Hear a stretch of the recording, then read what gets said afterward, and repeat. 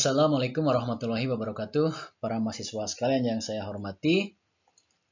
Kita sampai kepada modul terakhir sekarang, topik terakhir dari modul keempat, minggu keempat ini, yaitu bagaimana kita mulai menerapkan teori yang sudah kita pahami, wawasan yang sudah kita pelajari di topik-topik sebelumnya, dan akan kita terapkan dalam kasus pengukuran geodesi. Nah, sebelumnya saya akan menjelaskan dulu satu materi yang itu mengantarkan dari konsep peluang dan diaplikasikan ke dalam ranah geodesi. Nah, ini saya akan menjelaskan dulu jembatannya. Nah, tadi sudah kita singgung ya, ada kesalahan standar, ada distribusi normal ya. Dalam data geodesi ya, umumnya diharapkan data kita itu terdistribusi secara normal ya.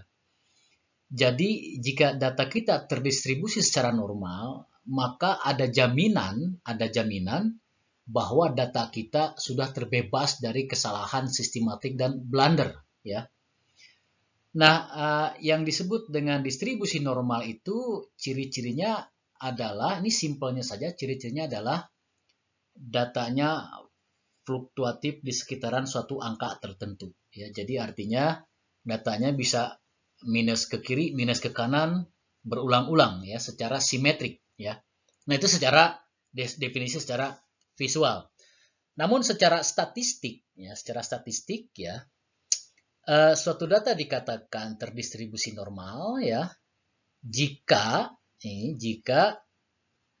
pada setiap pengukurannya ya terdapat peluang sebesar 68% ya muncul kesalahan pada rentang minus sigma sampai positif sigma ya.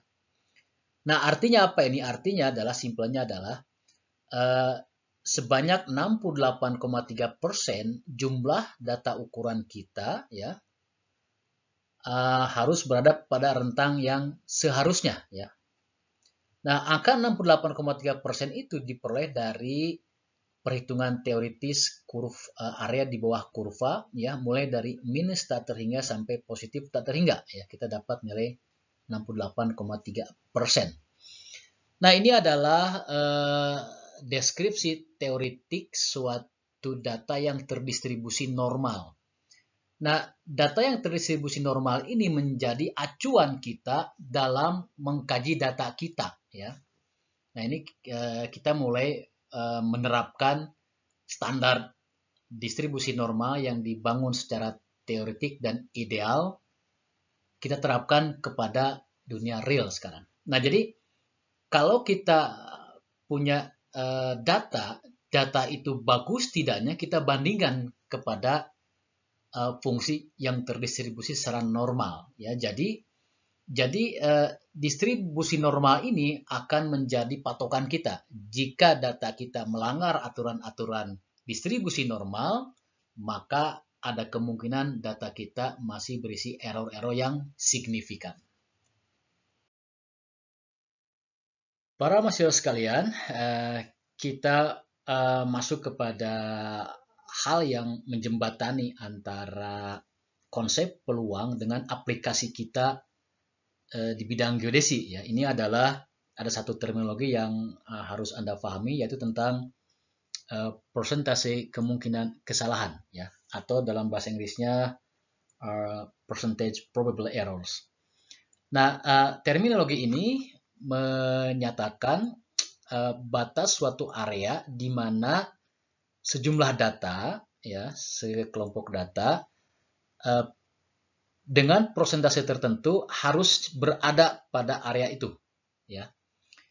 Misalkan contoh ini untuk kasus 50% kemungkinan kesalahan, artinya saya mengharapkan data kita berada pada area yang diarsir warna hijau ini ya. Ini sebanyak 50%. Tapi 50% itu kita tidak tahu batas bawah, batas atas dari area berwarna hijau ini ya. Nah, kalau kita setup 50%, artinya kita menyatakan batas suatu area itu sebanyak 50% di mana data harusnya berada. Nah, untuk mencari di mana batas bawah batas atasnya ya, kita gunakan sekali lagi konsep standar normal distribution ya. Kita tahu bahwa 50% ini adalah peluang. Jadi 50% ini adalah area yang diarsir warna hijau. Yang jadi masalah adalah berapa batas bawah batas atasnya atau T0, T1-nya. Nah, dengan persamaan ini ya, kita bisa menentukan kalau kita sudah tahu ada angka 50%, maka dengan mudah kita bisa menentukan berapa nilai T dengan bantuan tabel fungsi standar distribusi ya. Saya tidak akan menjelaskan bagaimana melakukannya, silakan Anda exercise sendiri bagaimana menentukan nilai T dari nilai peluang yang sudah diketahui ya pada tabel fungsi standar yang tadi saya sampaikan di slide sebelumnya.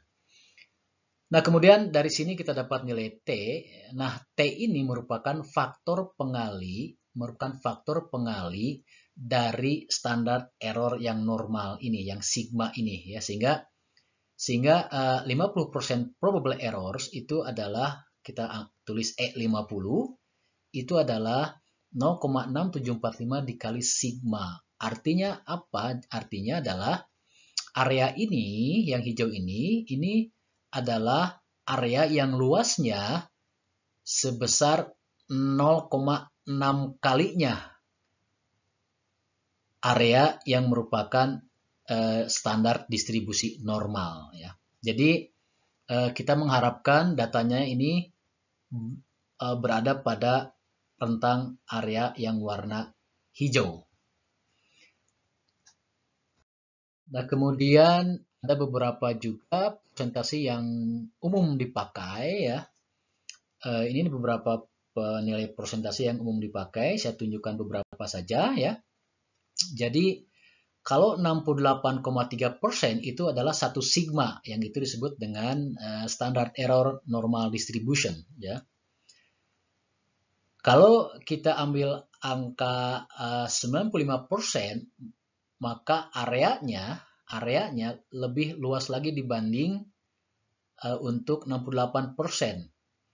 Jadi apa bedanya dengan penggunaan nilai-nilai ini? Jadi kita bisa lihat makin besar kita mengambil persentase kesalahan, makin lebar area yang diarsir. Artinya ada kemungkinan data apapun bisa masuk ke dalam rentang yang kita harapkan. Baik data itu penuh error ataupun tidak ya.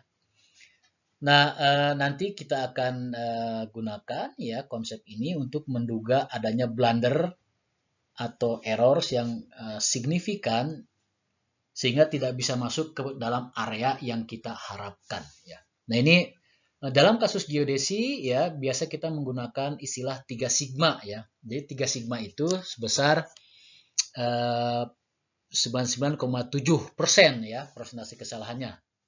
Jadi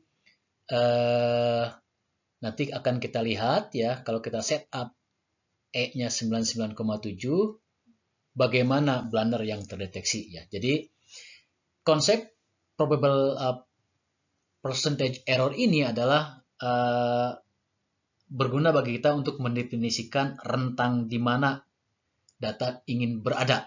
Jika data tidak ada di situ berarti ada error. Nah, ini saya kasih satu ilustrasi sebagai contoh aplikasi ya, nanti selebihnya Anda bisa digging deeper ya di buku-buku ya untuk exercise. Ceritanya seseorang ini melakukan pengukuran sudut ya pada unit second sebanyak 50 kali. Kemudian dia ingin tahu apakah data dia itu pada probable error 95% dan 99% itu ada blunder atau tidak ya. Jadi artinya dia menetapkan suatu rentang area sebesar 95% dan dia berharap data dia masuk di situ semuanya.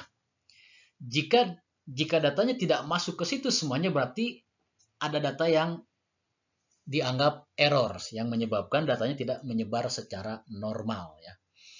Nah, itu ideas dari exercise ini atau contoh ini ya. Nah, cara menjawabnya adalah mudah saja.